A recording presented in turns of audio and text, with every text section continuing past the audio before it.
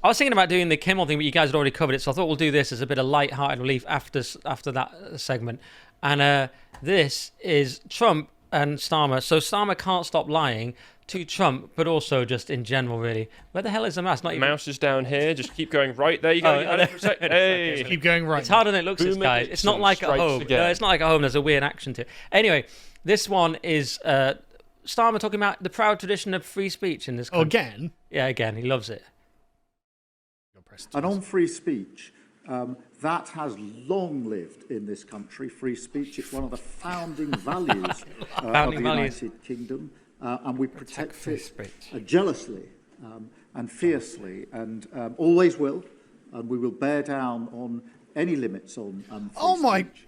I draw a limit between free speech and the speech of those that want to peddle paedophilia and suicide social media to children. That doesn't even make sense. I can't peddle social media. I'm also for protecting children from things that will harm them, paedophiles, those that peddle suicide, which had a terrible consequence for individual, particularly teenagers. And so that's the balance we strike. But we have had freedom of speech in this country for a very long time, and we will always protect it. Thank you. Okay. Thank you very much. Brian, please. Trump doesn't know. Trump didn't listen to a single word he was saying. I'm against harming children and suicide. I mean, like, you can't be hard to argue with that, Starmer. So why are the police knocking on my grand's door going, you were a racist on Facebook? Great question. Why do we have 30 arrests a day? Here are some of the mugshots of all the dangerous people like Alison Pearson. I mean... Is he accusing these women and people of just being paedophiles or something? Right, it's extraordinary. I mean, he can just stand there and lie. So we have an estimated, according to reports earlier this year, based on analysis of custody data, police are making more than 30 arrests a day over offensive posts on social media and other online platforms. This equates to 12,000 arrests each year. But Starmer can just stand there and just lie. Proud tradition of free speech. Right. I just shut up, Starmer. And You're such a liar. I wonder how this compares to the world. Now, I haven't checked the data where he got this data from, but Tommy had this. And he's right about the United Kingdom one. So assuming the others are right, we lead the world, guys. We are crushing it in arrests for online comments. This is where our soft power comes This is the soft power. Over 12,000. Belarus, a shoddy second with a mere 6,205. Hang on. So that's 9,700. So, like, the top three combined are not as much as we arrest. Mm-hmm. That is... Germany, not surprising, but it's like China, pretty chill, a mere 1,500. Do you know what I mean? It's like libertarian paradise. Russia 400. That's what we might not know the real data, but come on. Like France, 54. Like France, you think is like relatively similar country, but they're like, no, not bothered. Yeah, not bothered. Iran, a literal Islamic theocracy. 100. A tasteful 100. I mean, absolutely unbelievable. And someone had the per capita where we don't do any better. Right? I didn't. Oh yeah, I bet we're way worse. worse. It's too late to get it, so it probably isn't there. But it's too late to add it as a clip. Oh, here we go. Here it is. And we're still second. Belarus overtakes us. Belarus is only got like 6 million people. Tiny, but we're still. Yeah. I guess, but we're still second. I guess, yeah. So there you go. So the Starmer's absolutely talking absolute balls, but let's see what he says. Let's carry on, yeah. Migrants. So Trump gives him some good advice about the old migrant invasion. Speak about it, and I think your situation is very similar. You know, you have people coming in, and I told the Prime Minister I would stop it, and it doesn't matter if you call out the military, it doesn't matter what means you use, but it's going to destroys countries from within. And we're actually now removing a lot of the people that came into our country. It's a very hard chore. We were given a very, very bad hand. Millions of people came in from prisons and mental institutions. We have to remove them. And we are removing them. We have no choice. And I feel very strongly about it. Thank you. Starmer looks like he's going to shit himself. He looks like that throughout the whole thing because he's trying to like, what's a totally neutral face? Yeah. Which is probably the one thing he's good at. The man that doesn't dream or have the a NPC meme, yeah. Yeah, he's like, well, how do I show nothing? Anyway, Starmer won't need, of course, Trump's advice on migrants because he's absolutely crushing it. First one in, one out migrant deported to France. We sent one back, guys. We sent one back. We did it. The floodgates are opening. Exactly. Mahmood actually had a video, the new Home Secretary, saying we sent someone back, so it's all up and running, it's rolling. It's one. Person. It's one. On her first day, 1,000 came in. I think so far this year, 31,000 have crossed the channel. They're like, we've got one back. I love this quote as well. Only 3,099 to go. Yeah. Wait, no, sorry. 30,999 to go. So it follows 3 consecutive days when the Home Office failed to remove a single migrant under the one-in, one-out scheme because of legal challenges largely based on claims that migrants have been victims of modern slavery and trafficking. Don't care. Yeah, not. There's another funny bit where they had to leave without them. Oh yeah, the Telegraph understands that a plane scheduled to deport a second migrant on Thursday afternoon left without them after legal challenges. So it was empty. So they just took off. had other people. Well, I think they're commercial flights that they're putting them on. Yeah. So as part of this scheme, you also have to, if you're going to France on a plane, you might have to put up with a load of smelly illegals. Yeah. Can you imagine the plane just going, are you coming or what? No, too many legal challenges, just go. It's like, unbelievable. But I want it to be very fair and up to date. So today they managed to send the second one. Get in there, boys. Migrant return to France. Challenge for every. That's what I'm saying. Individual. After government wins court challenge, you are challenged for every single one. So it takes our entire legal minds, like all our legal might of Starmer, the lawyer, and Mahmood to actually send a single one or two back. Do you want to know what today's data is? Oh, go on. 122. It showed up. Yeah.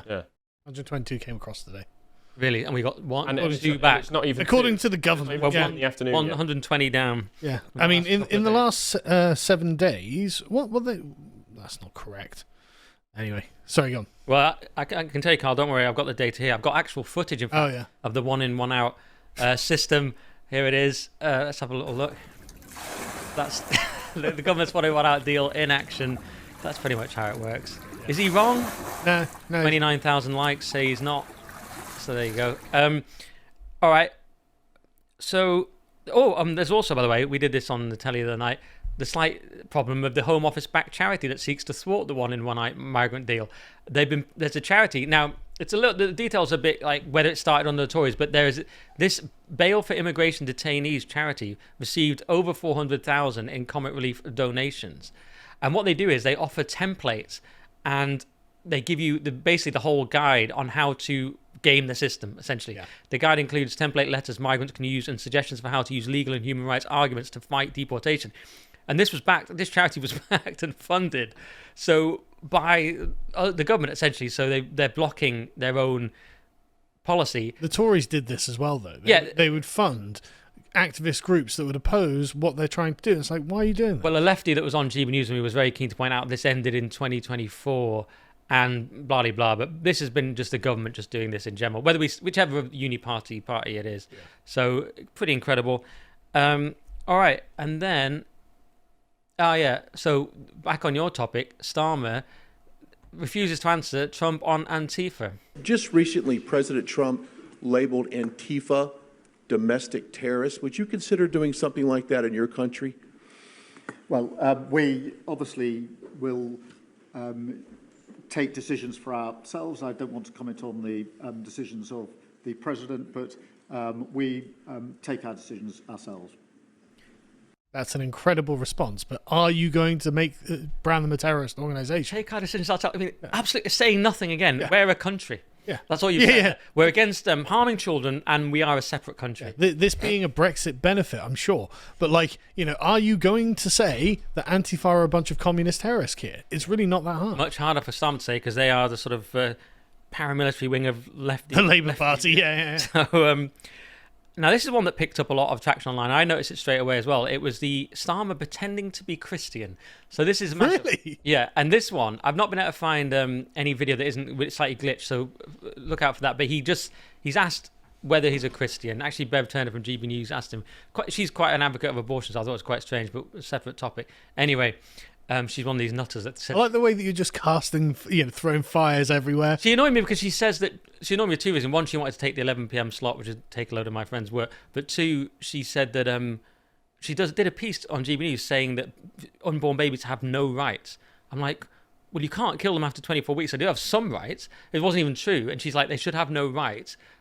Until someone takes their first breath, they're not a person. I'm like, just want to kill them up to birth. So you're still punching right, I see. Yeah. I'm insane. Anyway, that's what I thought was strange. She was talking about Christianity. I like Bev, but I just didn't like that. Anyway, Yeah, look, I mean, in terms of, I was christened, so that is, my church has been all my life, and we are, that is wired into our informal constitution. Of course, we celebrate many other faiths as well, and I'm really proud that we're able to do so as a country.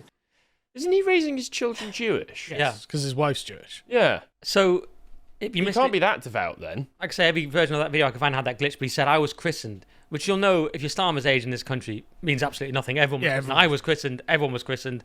I'm a little bit younger than Starmer. Christened doesn't really mean anything. Only a little bit, though. But why would he pretend to be a Christian? Very bizarre, because my church. You don't go to a bloody church. Very weird. He's known for being a massive atheist. Atheist Keir Starmer avoids reference to God and pledge of loyalty to King Charles III. He literally avoided the pledge because he was literally a student communist. Obviously, he's been a diehard student communist. Obviously, he's been an atheist his whole life. Right. Like, these are such trivial lies. Like even Angela Rayner took the oath to God. Big Ange, but Starmer. Based Ange. I only like the law. Oh, if only we could get her back. Yeah, she's relatively based, and just more evidence from Leilani here. So Starmer asked if he believes in God. No, he replies without hesitation. I don't. This was in the Times. Yeah. This would make him the first atheist prime minister. I'm not of faith. I don't believe in God. Unless Trump's standing next to me. unless Trump's there. Then I'm so inspired. I suddenly do believe in God.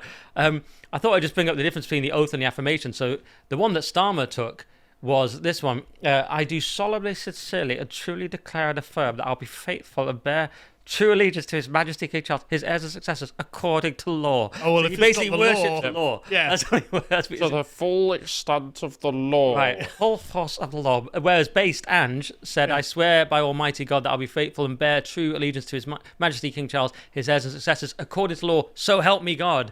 And I'd rather give that oath than the affirmation. But don't ask about my stamp duty, but I will be faithful to God. So that was... where is she now? I know, we Probably need a in better... her third home, And so that's the difference. So bizarre that he's chose to become a Christian suddenly there. This one's maybe relatively trivial, but it's about the North worst Shore. Quite funny. Inflation in the history of our country. We had inflation, the likes of which we've really never seen. They say 48 years, and I'll accept that, but I really don't. We had the worst inflation in the history of our country, and we had a expression that I used a lot, drill, baby, drill, and as you know, we brought fuel way down, the prices way down. And we don't do wind because wind is a disaster. It's a very expensive joke, frankly. And we got our energy prices way down. That brought the inflation way down. And now we have very little inflation. And we have a very, very strong economy. So that was very important. Drill, baby, drill. And you have a great asset here. We spoke about it. It's called the North Sea. The North Sea oil is phenomenal. And I hope, because I love this country, my mother was born in Scotland. And the Hebrides, Stornoway, that's Syria, Scotland. We were talking about it. And I want this country to do well. And you have great assets that you're going to start using, I believe, under this prime minister. In that one interaction, Trump managed to show more sincere love for this country. Yeah. Than Starmer ever has. And the entire Labour front bench. He also managed to say drill, baby, drill twice within 1 minute and 4 seconds. I love that bit as well where Starmer went, it's like pure party. Yeah. But he's there thinking, I'm fully wind-based, Ed Miliband's going to kill me for this. Right. And Ed Miliband wants a wind farm in my garden. Yeah. Oh, I've actually got official footage of Ed Miliband after he heard that. That was his face. Is there a full Wikipedia page for this one? The famous bacon sandwich incident, yeah. Oh, dude. That was Ed after People say they can't integrate, man, honestly. So it is so funny. Just tearing up all Starmer's policies while he stands there pretending not to notice. Trump had to be fair, Trump was sort of known by the mainstream media for lying, wasn't he? Like, he lies constantly. It's like Starmer is out-lying him, just lie. But Trump did get one decent one in here, which I thought was fairly amusing. Finally, if I may, the elephant in the room, Lord Mandelson, he is no longer the ambassador. Do you have some sympathy with him that he lost his job over historic links to Jeffrey Epstein? Thank you very much, sir. I don't know him, actually. I had heard that, and I think maybe the Prime Minister would be better speaking of that. That was a choice that he made, and Is that I don't know. potato? What is your answer to that? Well, I mean, it's very straightforward. Some information came to light last week which wasn't available when he was appointed, and I made a decision about it, and that's very clear. That was smooth by Trump. So that was very smooth. maybe the Prime Minister. I don't know him. You don't know the ambassador to the United States that you were just hanging out with like last We have month. photographs of you with him. But the thing is, it's actually way more plausible for Trump to say that. Because, I mean, okay, some guy comes in, he says some things and fucks off, right? I don't know him. He was a British guy. I don't remember Exactly, him. There's right. so many. There's always so many They're pale. ambassadors. Yeah. But, like, Keir Starmer picked him. Right, and put him in charge. It was like, no, you're the guy. It's like, but hang on, Keir. Everyone knows that Mandelson And that's is a also wrong one, different right? to some of the other reporting that I heard when he said, we didn't know the information before it came to light. And it's like, no, but there have been reports that you guys did know that he stayed friends with him after the conviction. So what, it's just the emails saying we'll still be friends, but I don't agree with the conviction. Was it that pushed it over the edge? It's like, well, as long as you were friends.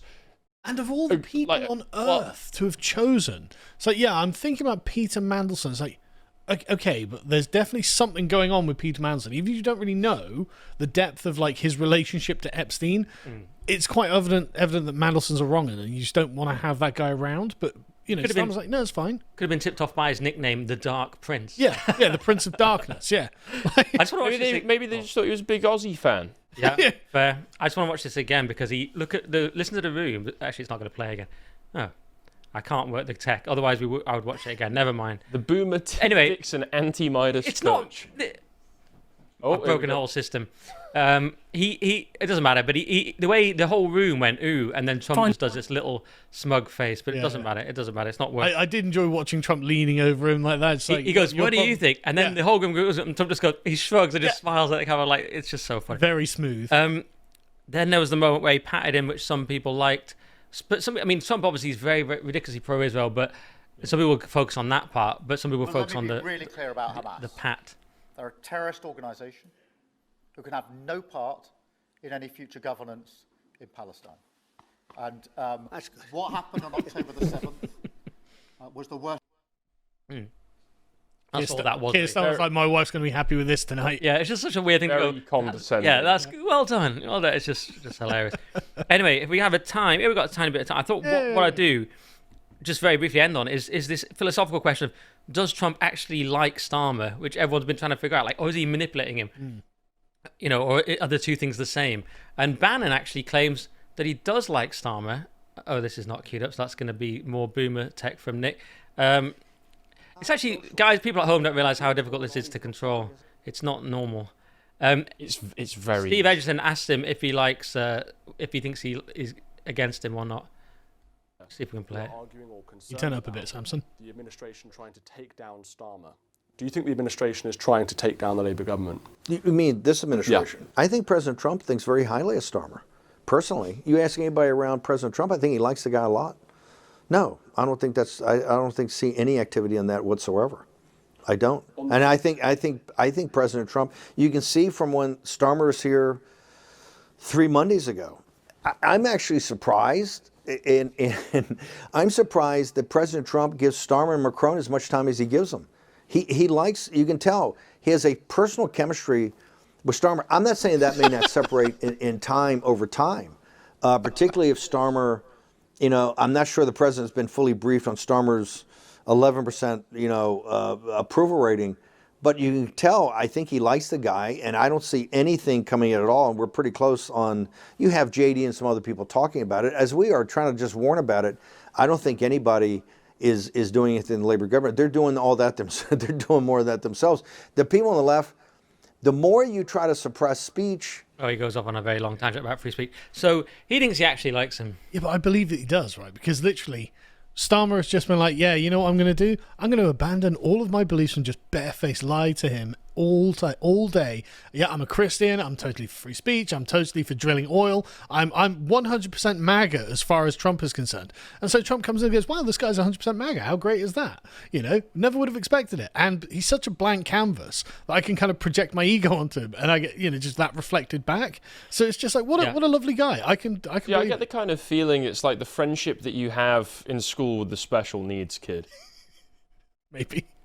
you know, there's not much going on in there, but it would be rude to be like not nice to him. Yeah. Although that kid may have actually a good heart. It's on jury's out whether Starmer does. Maybe he does. He has one at Maybe he all. does at home. But yeah, I mean, Trump. The sole criterion for getting on with Trump is being really nice to Trump. Yeah. So Just agree. he likes Macron, as Bannon says. He likes Starmer. It doesn't make any sense, but it does. In the Trump world, it doesn't have to. In the great man theory, it's just, I like this guy, don't like this guy.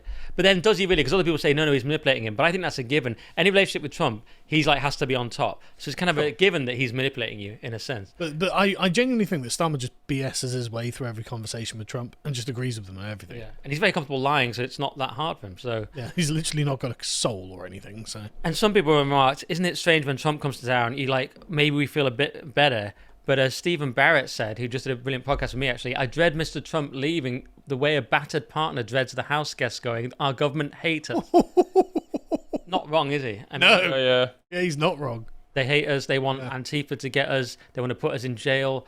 They don't want to put the woman in jail who said "kill them all" on TikTok or whatever. She's fine. She's fine. Yeah, she's got a visit. They didn't want to put Mr. Slit Their Throats in prison. Right. Yep.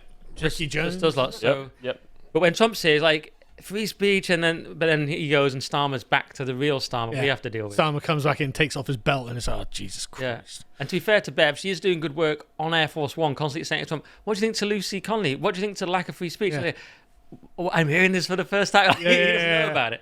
Anyway, so that is my bit for today. Thank you very much. Do I read something out? And thank you, Nick. No worries. I just thought I had to end it on something. You're welcome. Who are the men that pick for scraps amongst the ruins at the end of history? You should know, because you encounter them every day. Between the towering buildings of a fallen empire, we find the Fellaheen, the historyless men, who know nothing of the turning of the cosmic wheel and find themselves outside of civilization itself. Cut loose from the great chain of being, they represent the loam into which our dying culture will return. That is, unless we choose to take up the burden once again. This Fellaheen condition is the subject we explore in issue 4 of Islander magazine, on sale while stocks last and available worldwide at shop.loadseaters.com.